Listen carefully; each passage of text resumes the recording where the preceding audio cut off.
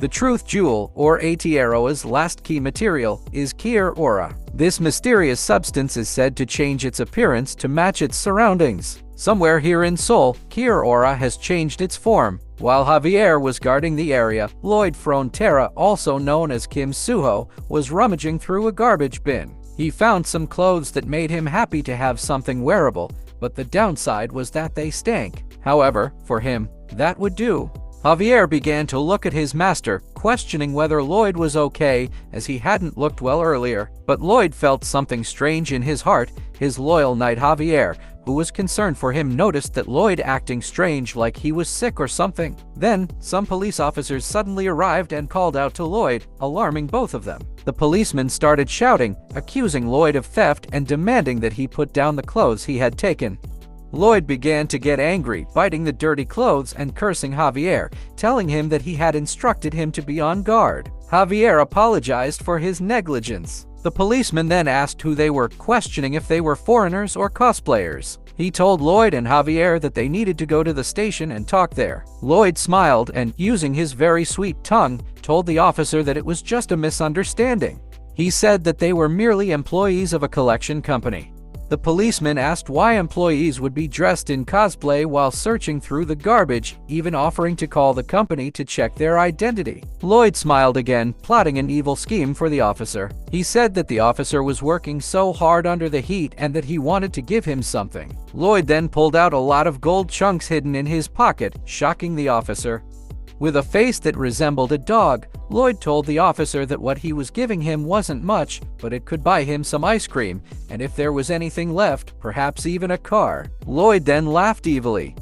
The officer, still looking at the shining gold, seemed to be an upright man who fought for justice. He picked up his handcuffs, telling Lloyd that he was an ugly cosplayer and was under arrest for bribery. Lloyd started sweating, realizing that the officer hadn't been manipulated by his scheme. He threw the chunks of gold into the air.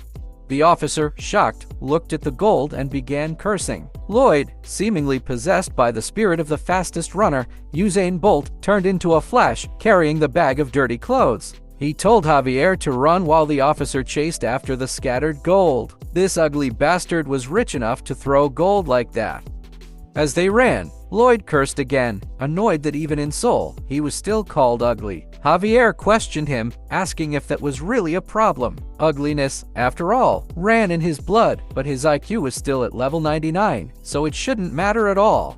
The officer, having gathered the gold, started biting it to test if it was real. He began to shake, realizing what he had done. He said this couldn't be happening. He had become a police officer with noble dreams, but with just a few gold pieces, he had failed this test. He started crying, blaming Lloyd Frontera for breaking his integrity as an officer. He declared that his sense of justice was wounded and that he would heal it by sending those two punks to prison.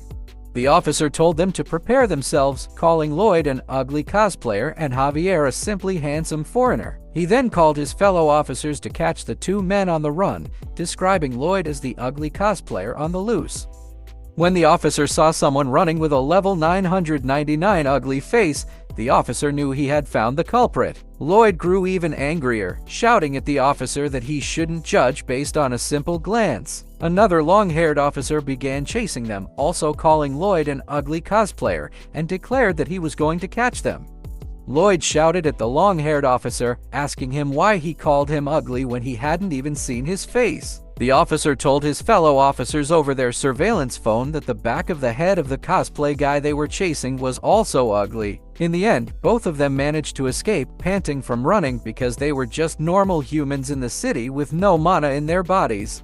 Javier asked Lloyd if he could just buy clothes and pay with gold. Lloyd replied that they only accepted cash in that place and it would take forever to appraise the gold. Lloyd opened the sack of clothes he had stolen and said that for now, they needed to head back to the dimensional portal to sort out their stuff. They would start moving once it got dark because, no matter how much they disguised themselves, he thought they might still stand out. They were really prone to standing out because one was a S's rank handsome guy and the other was a S's rank level 999 mythical legendary ugly face. Javier looked at Lloyd as he heard his master groaning. he saw that Lloyd was in a mess, sweating and panting heavily. Javier asked if Lloyd was feeling unwell because, no matter how low their mana was, Lloyd shouldn't be that exhausted from a small run. Lloyd said he was okay and that it was just because the air was stale. He ordered Javier to change their clothes. Javier remained silent and let his master be. As night fell, which was the expected time for their move, Lloyd's dog started barking, signaling that they were near the target. Javier told Lloyd that the dog was reacting directly in that direction, but Lloyd seemed unhappy with what he saw. It turned out that the dog was pointing at the highest object in the area, the end tower. He wondered if they would have to take the whole thing down to get the materials. Then, some random officers in civilian clothes called on the phone, telling the other officers that although they didn't know about the cosplayer, they had spotted a guy with an ugly back of the head. This guy was so ugly that even people in the country called him ugly just by looking at the back of his head. Maybe every part of his body, except for the butt that the queen likes to spank, is unattractive. The officer ordered Lloyd and Javier to stop where they were standing, but those guys were already running at a faster pace, like they were being chased by 900 dogs or by an Asian mom with slippers and hangers that had level 999 damage. Lloyd cursed because they couldn't reach the end tower using the normal route, so they had to climb up the mountain path. Javier asked Lloyd how he managed to cover up and hide the ugliness of his face, because even wearing a mask and a hat couldn't conceal the level of his ugliness. Lloyd replied that he didn't know, considering he was stuck with that face. He told Javier that his serious questions were only pissing him off more. Looking at their target, they still needed to travel and run a longer distance. As they slowly made their way up, Lloyd was panting heavily, more so than when he had fought the chieftain of the centaurs, which had lasted for days. Javier started to worry about his master's condition and asked if he was okay, suggesting they rest for a bit. Lloyd insisted they didn't need to, saying that he, Lloyd Frontera, wouldn't be defeated by something so trivial. But in the end, his body gave out and he collapsed to his knees, causing Javier to look back at him.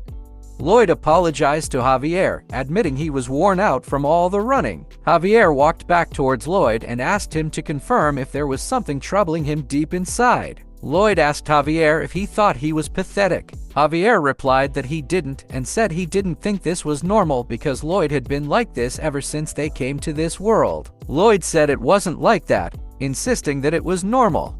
He explained that when he lived in this world, he always felt like that, scared and out of place. Lloyd said he was only okay when he was with his mother and father, but after they passed away due to their mental illness, it got worse. He said that coming back after all this time, he couldn't adjust to the pain. Lloyd explained that when he first met Javier at the Frontera estate, everything was overwhelming and he just got caught up in the moment.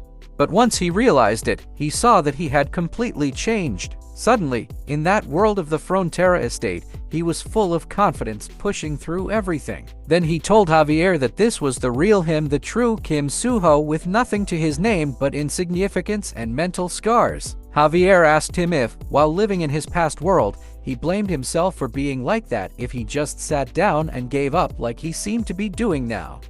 Lloyd was silent for a moment, thinking deeply about how to answer his friend's question. He said that he really wanted to do that so badly, but he couldn't. Lloyd, or Kim Suho, explained that people had pointed fingers at him a lot. His parents were scammed out of a huge amount of money and left him alone, and people would say terrible things about them, asking how they could be so irresponsible and leave their child behind.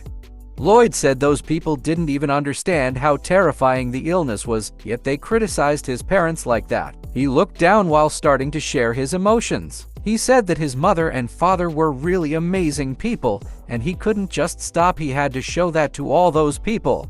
He said he did everything he could, from studying to working. Lloyd began crying and burst into tears, saying that he had to live properly to show those people that his parents lived righteously. Javier wanted to comfort his master and told him that Lloyd did nothing wrong, asking him who had passed on that responsibility. Lloyd said he had carried it himself, but without that responsibility, he felt like he was truly nothing.